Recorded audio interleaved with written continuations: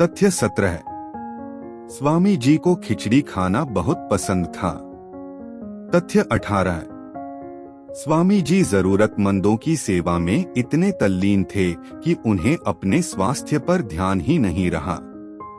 अपने 39 साल के छोटे से जीवन में उन्हें लगभग 31 बीमारियों का सामना करना पड़ा, जिनमें मधुमेह, अस्थमा, लीवर और किडनी की बीमारियां और कई अन्य बीमारियां शामिल थीं।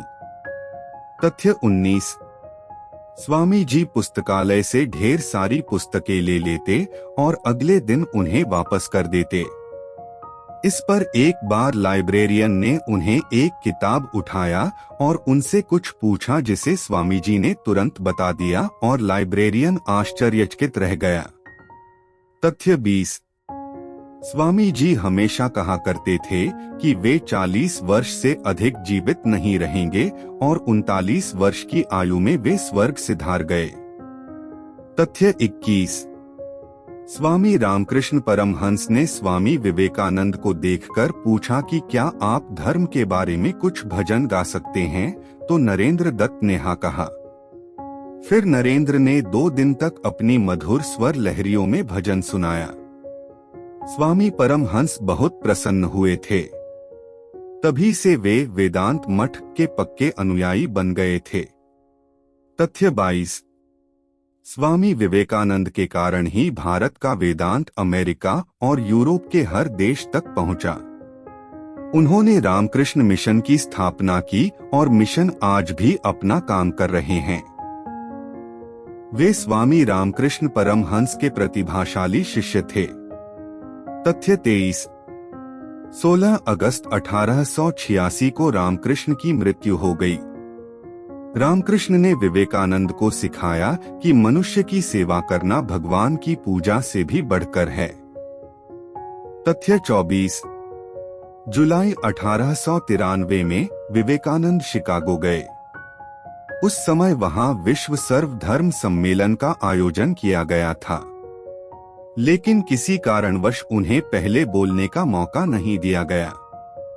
लेकिन बाद में प्रोफेसर जॉन हेनरी की मदद से उन्हें बोलने का मौका मिला। तथ्य 25।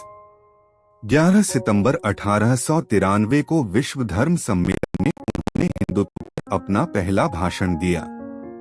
उन्होंने अपने भाषण की शुरुआत अमेरिका की बहनों और भाइयों से की।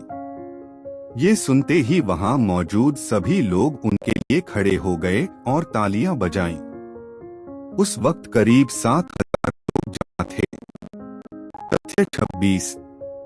अपने शिकागो भाषण के बाद उन्होंने दुनिया भर में कई भाषण दिए और बड़ी संख्या में लोगों से मुलाकात की, जैसे भगिनी निवेदिता, मैक्स मुलर, पॉल ड्यूसेन आदि। तथ्य 27। वह 1897 में भारत लौट आए। उन्होंने भारत में कई भाषण भी दिए। उन्होंने सामाजिक मुद्दों पर भी व्याख्यान दिया। उस समय उनके भाषणों का महात्मा गांधी, सुभाष चंद्र बोस जैसे नेताओं पर बहुत प्रभाव पड़ा। तथ्य 28। 1899 में खराब हालत के बावजूद उन्होंने दक्षिण की यात्रा की। इस यात्रा में उन्होंने सैन फ्रांसिस्को और न्यूयॉर्क में वेदांत सोसाइटी और कैलिफोर्निया में पीस आश्रम की स्थापना की। तथ्य 29। उन्होंने कई किताबें लिखी हैं, कर्म योग, राजयोग, वेदांत शास्त्र, कोलंबो से अल्मोड़ा तक भाषण, भक्ति योग आदि। तथ्य 30। स्वामी विवेकानंद की मृत्यु 4 जुलाई 1902 को 39 वर्ष की आयु में बेलूर मठ, पश्चिम बंगाल में हुई। उनके जन्मदिन को भारत में राष्ट्रीय युवा दिवस के रूप में मनाया जाता है। उद्धरण 1। हमेशा खुद को खुश दिखाने की कोशिश करें। शुरुआत में यह आपका लुक बनता है, धीरे धीरे यह आपका आदत बन जाता है और अंत में यह आपका व्यक्तित्व बन जाता है। उद्धरण 2। जब आप कोई काम कर रहे हैं तो सर्वोच्च पूजा के रूप में करें और कुछ समय के लिए अपना पूरा जीवन उसमें समर्पित कर दें। उद्धरण 3। पीछे मुड़कर न देखें, आगे की ओर अनंत ऊर्जा, अनंत उत्साह, अनंत साहस और अनंत धैर्य, तभी महान कार्य पूरे किए जा सकते हैं। उदाहरण 4। प्रत्येक कार्य को इन चरणों से गुजरना पड़ता है: उपहास, विरोध और फिर स्वीकृति। जो लोग समय से आगे सोचते हैं, उन्हें निश्चित रूप से गलत समझा जाता है।